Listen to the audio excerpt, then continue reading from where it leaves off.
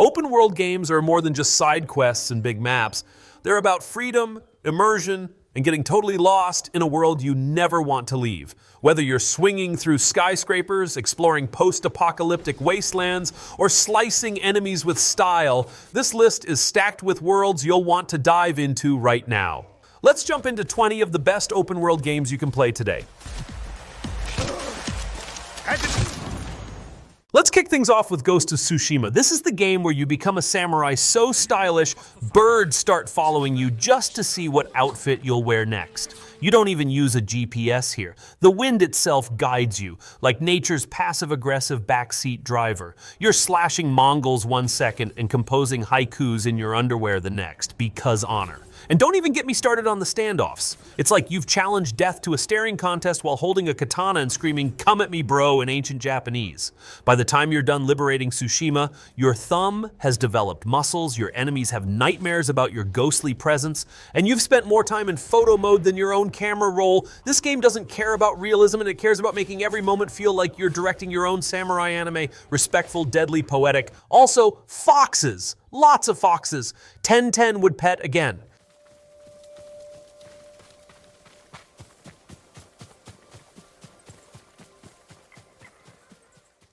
Imagine waking up one morning, looking outside your window and going, that deer is a robot, that giraffe is a Wi-Fi tower, and that thing charging at me is a metallic murder chicken with rocket feet. Welcome to Horizon Zero Dawn, where Mother Nature had a breakdown and fused with Bluetooth. You play as Aloy, the red-headed sarcastic tech hunter who can override giant death machines with her ancient Nokia scanner. Every mission feels like, fetch this ancient tech thing while being hunted by robot crocodiles the size of a school bus. You'll shoot arrows at skyscraper-sized mechs like it's a totally reasonable plan, craft bombs mid-roll like a guerrilla chef, and uncover a plot so wild it makes Terminator look like a bedtime story. And the environments? Gorgeous. You'll forget you're in danger because you're too busy taking screenshots of sunsets and being immediately mauled by a robot saber-tooth. It's a jungle out there, and it's running on Wi-Fi.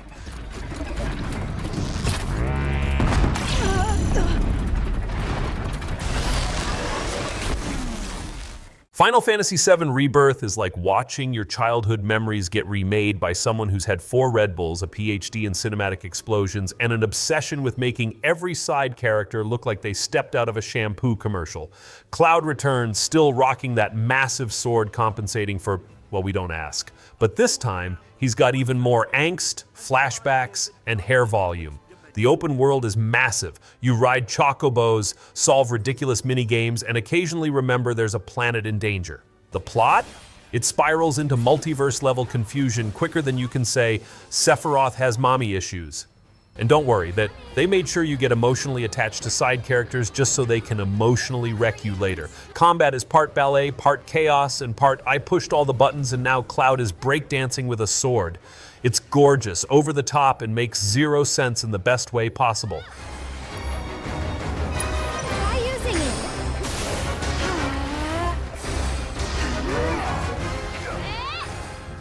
Spider-Man 2 is basically a superhero simulator where you're expected to solve crimes, stop alien goo, babysit side characters, and do TikTok flips in midair, all before breakfast. You're not just Spider-Man, you're 2 Spider-Man, which means double the quips, double the awkward side quests, and double the chance of crashing into a billboard while chasing a drone. The open world is so detailed you'll spend 40 minutes chasing a pigeon that stole a USB drive just because you can. You swing through New York with physics-defying grace until you misjudge a wall run and faceplant into a water tower. Every villain is either goo-based, trauma-based, or has a questionable lab hobby. Venom shows up like a slimy emotional support monster, and every boss fight turns into a Marvel movie on steroids. Also, someone's aunt is always dying or giving life advice. It's emotional, thrilling, and occasionally so chaotic you forget if you're stopping crime or auditioning for Cirque du Soleil. Wait, no, it's Spidey. You're not gonna win this!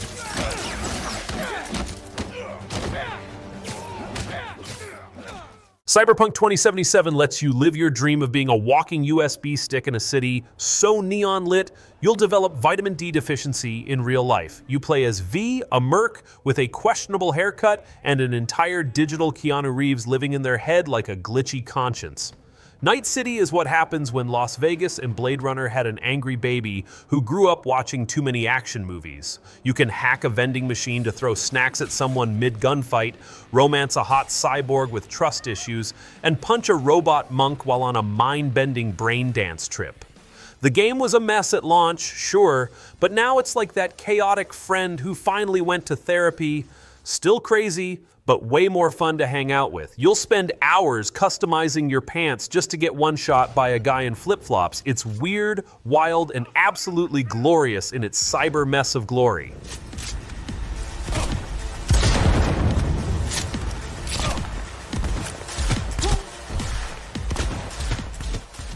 Assassin's Creed Odyssey is what happens when someone hands you a sword, a map the size of Europe, and says, "Go nuts!" You're either Cassandra or Alexios, ancient Greek demigods in tight leather outfits who solve every conflict by jumping from rooftops and pile-driving someone through a fruit stand. The world is so big you'll forget the main quest exists by the time you've collected your 17th goat-themed helmet. You'll punch sharks, climb statues in very disrespectful ways, and get into random bar fights every time someone breathes wrong. Historical accuracy is thrown out the window like a Spartan kick to the chest. Plato's out here having philosophical debates while you're setting fire to everything in sight because a bounty hunter sneezed in your direction. The sheer number of quests is so overwhelming your quest log will file a restraining order. It's loud, messy, chaotic, and absolutely beautiful in the dumbest way possible.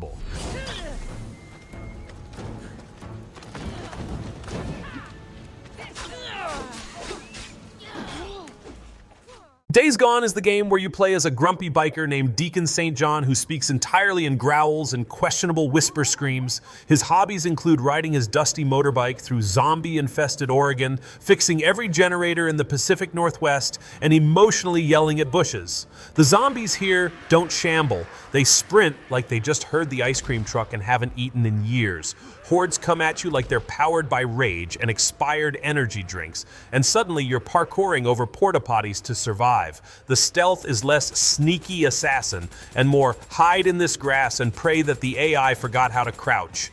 You spend half the game yelling "boozer" into your radio and the other half filling your gas tank because apparently no one in the apocalypse invented fuel-efficient motorcycles. It's janky, weirdly emotional, and has more manly bro hugs than a 90s action movie marathon. Pull it not on her. Hold on for a second, Now, where's the stash, Leon? If you tell us. Dying Light 2 is the only game where you can jump off a skyscraper, land in a trash pile, and then immediately kick a zombie in the face mid-flip like a parkour-powered ballerina. You're Aiden, a man with the agility of a cat on energy drinks and the emotional depth of someone who's definitely seen things. Every building is climbable, every ledge is a dance floor of doom, and every mission devolves into you accidentally setting yourself on fire while drop-kicking the undead. The combat feels like an improv class with machetes, and the moral choices range from save the innocent to burn the water supply because someone looked at you funny. NPCs constantly yell things like, "We're losing the light," while you're chasing a chicken through a chemical zone for an XP bonus. The night segments? Terrifying. You turn into Usain Bolt and regret every decision that got you there. It's intense, stupidly fun, and somehow deeply philosophical about light bulbs.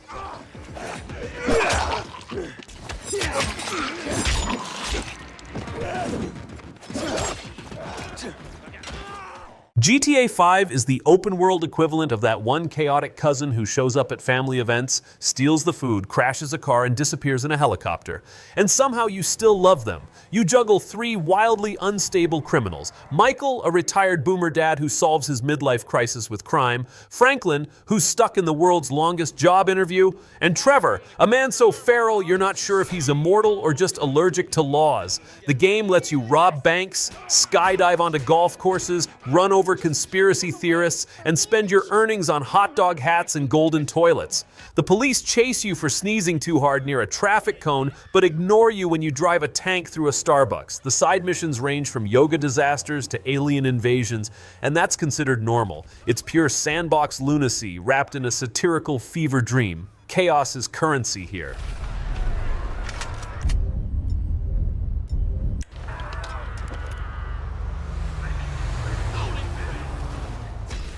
Hogwarts Legacy lets you live your dream of being a wizard, right up until you accidentally explode a barrel in front of a teacher and get chased by trolls through the Forbidden Forest while screaming Lumos like it's going to help. You're a fifth-year student with the magical ability to casually throw furniture at goblins and uncover ancient secrets like it's your part-time job. The school is massive. You'll get lost on the way to class and end up solving a ghost's relationship drama instead. Every student has trauma, every professor is cryptic, and your broom is the only reliable thing in your life. The game somehow lets you befriend a hippogriff, tame a puffskein, and commit magical war crimes, all before lunch.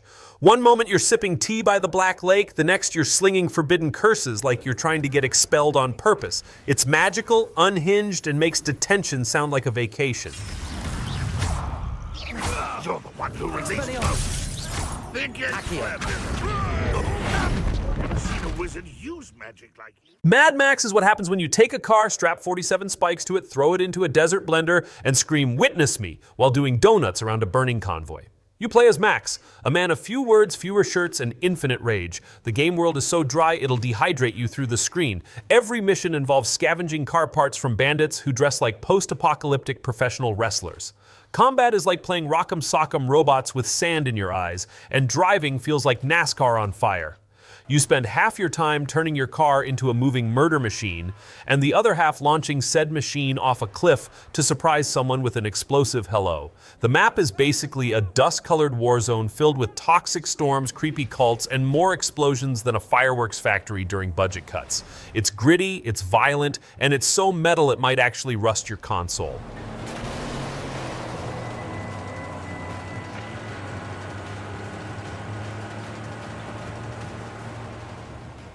This game is like playing hide and seek with a military base while riding a horse that can poop on command. You're Big Boss, or Venom Snake, or possibly a hallucination. The plot's a mystery wrapped in a cigar smoke sandwich. The game says stealth, but then hands you a rocket arm, a cardboard box, and a decoy that inflates and screams. You're allowed to tranquilize goats, attach them to balloons, and watch them fly away like confused farm kites. The open world is less about sightseeing and more about crawling through sand while humming the theme song of existential dread. Enemies adapt to your tactics. Start using headshots and suddenly everyone's wearing helmets like you're in a medieval jousting tournament. It's smart, wild, and unapologetically weird. Hideo Kojima basically handed you an acid trip disguised as a tactical espionage game and said, "Go conquer Afghanistan, but make it fashion." Fire! Fallout 4 lets you roam the nuclear wasteland of Boston while dressed like a 1950s superhero, wielding a baseball bat covered in nails, and getting yelled at by a talking dog and a depressed robot with an accent. You're on a mission to find your lost kid, but somehow you spend 40 hours building a shanty town with light-up signs that say, "Butts." Combat is either glorious chaos or a complete mess depending on how many drugs you've looted. And then there are mods. Mods turn Fallout 4 from a post-apocalyptic RPG into an unhinged fever dream. Want to fight Thomas the Tank Engine instead of Deathclaws? Sure. Want to replace all NPCs with Macho Man Randy Savage screaming from the rooftops? Done. Want your power armor to play Britney Spears every time you crouch? There's probably a mod for that. Fallout 4 is basically a sandbox where you rebuild civilization or destroy it while covered in glitter and equipped with 400 cheese wheels. The freedom is real, the absurdity even more so.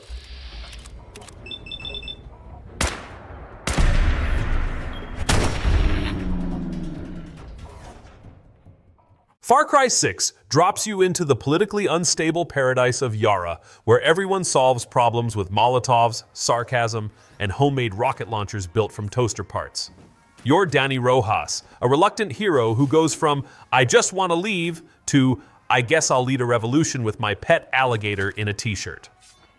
The villain, Anton Castillo, is played by Giancarlo Esposito, who delivers his lines with the calm energy of someone who could politely murder you with a glance. The missions range from blowing up tanks with CDs, yes, literal CDs, to liberating chicken farms guarded by flamethrowers. The side activities are so ridiculous you'll forget there's a revolution going on. There's cockfighting, wacky treasure hunts, and gunfights that look like action movie bloopers. It's loud, colorful, over-the-top chaos. Every weapon is either homemade or designed by someone who thinks fireworks are a valid strategy. Viva la explosion!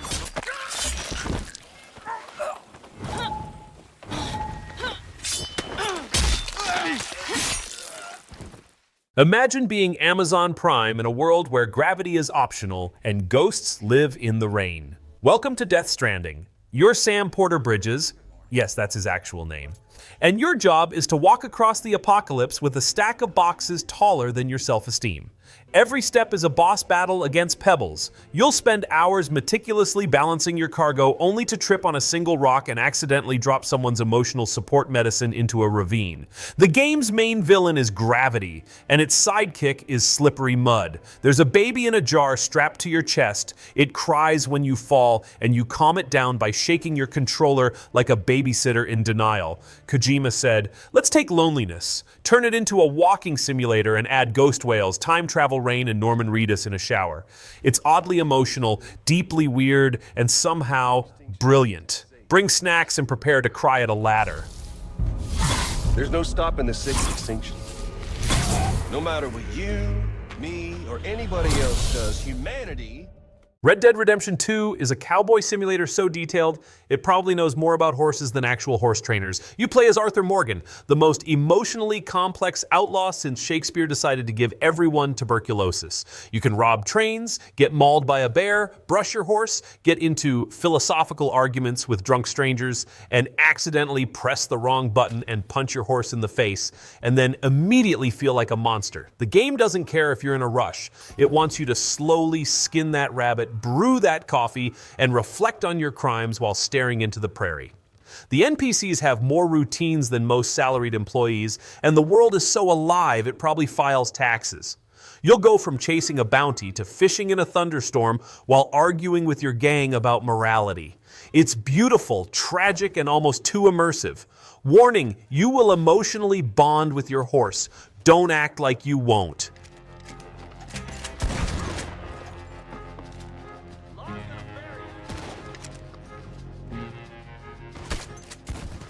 S.T.A.L.K.E.R 2 throws you into the most radioactive vacation spot since someone tried to microwave uranium. The zone is filled with mutant dogs, floating anomalies that sound like angry plumbing, and NPCs who speak like they've seen 5 dimensions in a talking toaster. This game doesn't care about your comfort. You get dropped into the wasteland with a broken flashlight, a rusty rifle, and the constant suspicion that the trees are watching you. Every bullet matters, every shadow could be a teleporting nightmare slug, and every time you loot a corpse, there's a 60% chance you're immediately ambushed by something with 12 legs and 0 chill. It's gritty, grim, and soaked in dread. And yet somehow, you'll love every horrifying second. There's no minimap, no hand-holding, just vibes and radiation poisoning. It's like someone made a game out of a panic attack and added cool weather effects.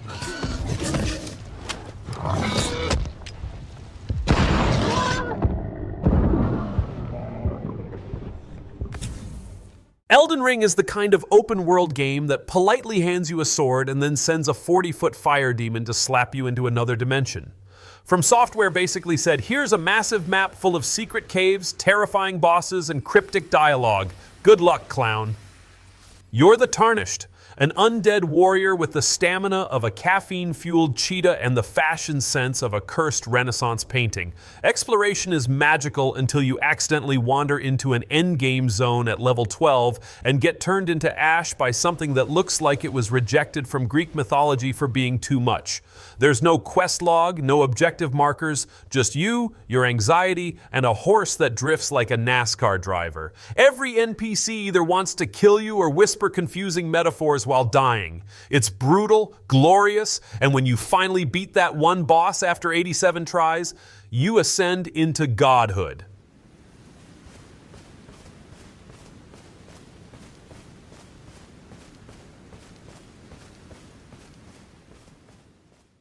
Skyrim is one of those rare games that just refuses to fade away. More than a decade later, people are still roaming its snowy mountains, shouting at dragons, stealing sweet rolls, and ignoring the main quest entirely. You play as the Dragonborn, a chosen warrior with the ability to shout enemies into the stratosphere. And the world around you is filled with ancient ruins, rival factions, and more lore than most fantasy novels. But what truly keeps Skyrim alive is its modding community. On PC, the game has thousands of mods available, everything from subtle improvements to massive overhauls. You can improve graphics, fix bugs, expand the world, and even add entirely new storylines. There are mods that enhance combat, revamp the UI, add new creatures, weapons, armors, or completely change how the game plays. For many, mods are what makes Skyrim feel fresh even after multiple playthroughs. Whether you're looking for realism, role-playing depth, or just a smoother experience, mods let you shape Skyrim into exactly the kind of adventure you want.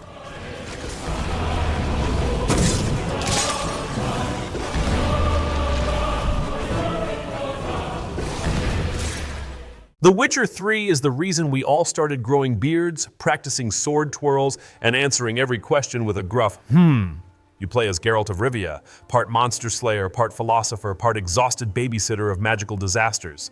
The open world is a masterpiece of rain-soaked forests, haunted swamps, morally gray choices, and people constantly asking you to find their goat. Every side quest feels like it was written by someone trying to win an award, and most of them end with trauma, ghosts, or everyone turning into werewolves. The combat is slick, the monsters are horrifying, and the alchemy system is just an elaborate way to justify drinking poison in the name of science. You'll play Gwent for 6 hours straight, forget there's a war going on, and then get emotionally devastated by a side story involving a frying pan.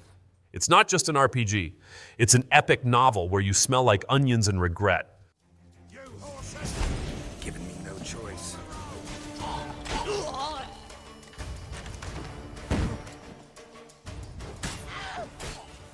And there you have it. 20 open-world games that will lovingly devour your free time, crush your to-do list, and make you forget sunlight exists. If you had fun, hit that like button like it just insulted your stealth build, subscribe for more game chaos, and drop a comment telling me which world you got hopelessly lost in, or which game ruined your sleep schedule beyond repair. Thanks for watching. Now go forth and commit side quests like your digital life depends on it.